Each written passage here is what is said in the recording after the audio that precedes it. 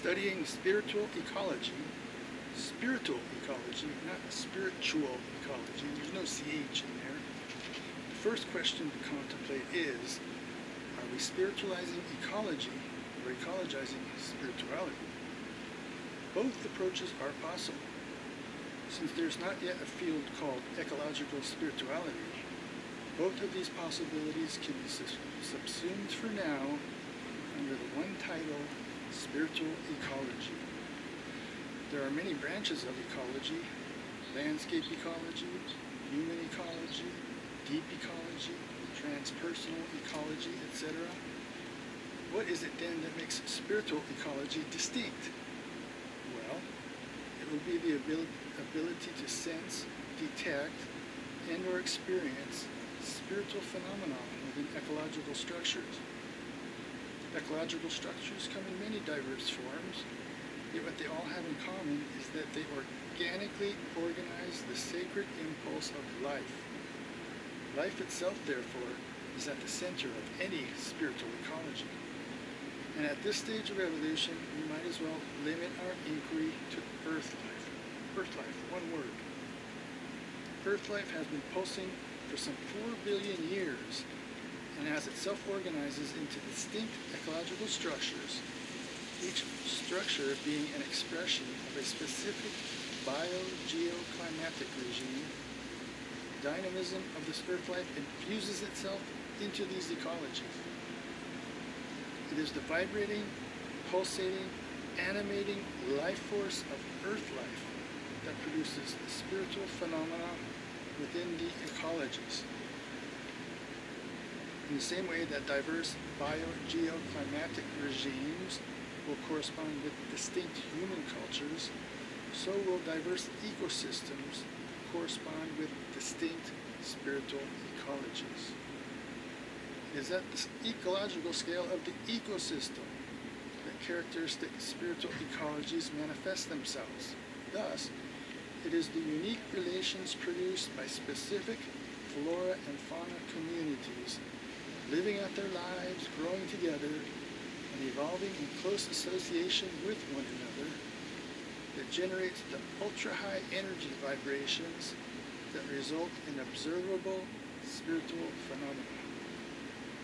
According to this thesis, the more complex, diverse, lush, and abundant is a given ecosystem, offering the greater chance for dynamic interrelationships among diverse life forms, the more opulent a spiritual ecology will be detectable. By this token, the primeval oceans, full of developing unicellular organisms, was not yet rich enough expression of Earth life to produce spiritual ecologies. Also by this token, the deleterious effects of human beings destroying ecosystems, and by doing so causing the sixth mass extinction, is currently reducing the fertile conditions from which spiritual ecologies may generate. This means that spiritual phenomena are emergent properties of complex, diverse, lush, and abundant ecosystems. The life force needs to be strong to generate vibrant spiritual phenomena. Fortunately for human beings, they do possess the ability to cultivate and influence life force, both within themselves and within their encompassing ecologies. When the life force is healthy, vigorous, and robust, spiritual phenomena will spontaneously appear. Please let me demonstrate how I am attempting to generate life force within my environments, and by doing so, creating the conditions for spiritual emergence in my own cultivated spiritual ecology.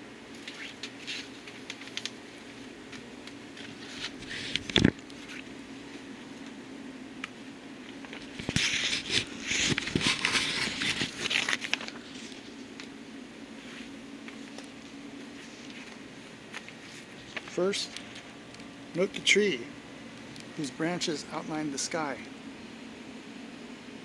I've enjoyed many hours gazing into the branches of this tree, attempting to imprint its dendritic patterns into my neuronal structures. I believe I can use the branches of this tree as antennae to transmit a love vibe throughout the neighborhood. When the squirrels appear, when the baby squirrels appear, they like to chase each other up and down this tree, which is hilarious. When shamanic journeying, I use the roots of this tree to descend into the lower world. Thus, I have witnessed the psychic terrain beneath my neighborhood. The scale of ecosystem I am working with is quite limited.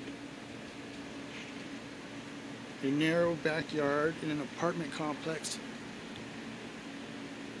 abutting the alley of a row of shops. The neighbors on either side are dormant, reclusive. They never go outside and appear to have no interest in cultivating spiritual ecologies. It's been a cold early spring. The ground has not yet had a chance to warm up, and the trees are late in budding, like you can see above. Even so, the life force has been stirring, as you can see here by the introduction of the bulbs. Those wonderful, colorful bulbs. Squirrels like to eat those bulbs. They dig them up in the winter, so every year I have to buy new ones. But the point is, I can make this place, I make this a place for spiritual regeneration. I have an outdoor room here I can sit for hours and contemplate with the vibrant beauty that I've created around me. I don't need to go to the wilderness. I don't need to go to Yosemite to experience spiritual ecologies. I'm creating my own right here. Look, there's my beard. Composting. Unfortunately, even though, look, here's a place where the plants are just starting to come up through the cold ground. But this place will be filled in by the summer. Look, there's a Dicentra formosa.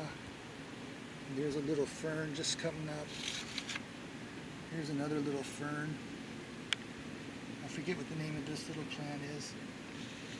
But this will all be filled in by summertime. Like I was saying, even though I'm cultivating a garden here, I can't really call this place home simply because I'm renting the place. It belongs to somebody else. The rent goes up every year, and someday it will go up so much that I will need to move on. So how can this be home? I think now that I've taken the spiritual ecologies class, I think my ultimate goal is creating fairy habitat, or maybe refuge for elemental beings.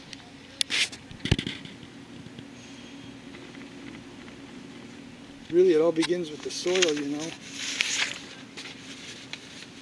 This place was, look, just like that. Just scraped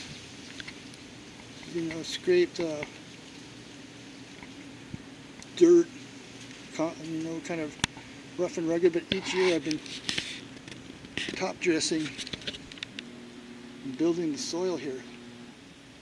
I think that's probably the best thing human beings can do. So now look, I can put my hand in here. And look at that. Just like chocolate cake. That's where spiritual ecology begins, if you ask me. Right in the soil. It's they say a A little scoop like this has hundreds of billions of microorganisms. But there's no microorganisms growing over there. I wonder why they never go outside.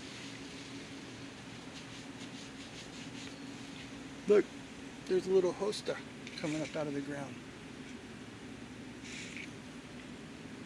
There's another one. I like these little violas that appear. They're all volunteers. I don't plant them. There's a little columbine just coming out of the ground. There's another columbine.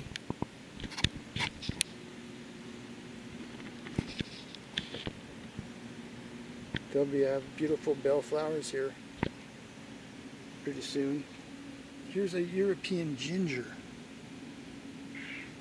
And there, next to it, close by, is a Siberian ginger. And this little plant is called Brunera. It's usually one of the first ones to come up. It has these beautiful little blue flowers for weeks and weeks. I just love being out here in my spiritual ecology. Underneath the leguminous tree that has yet to create leaves.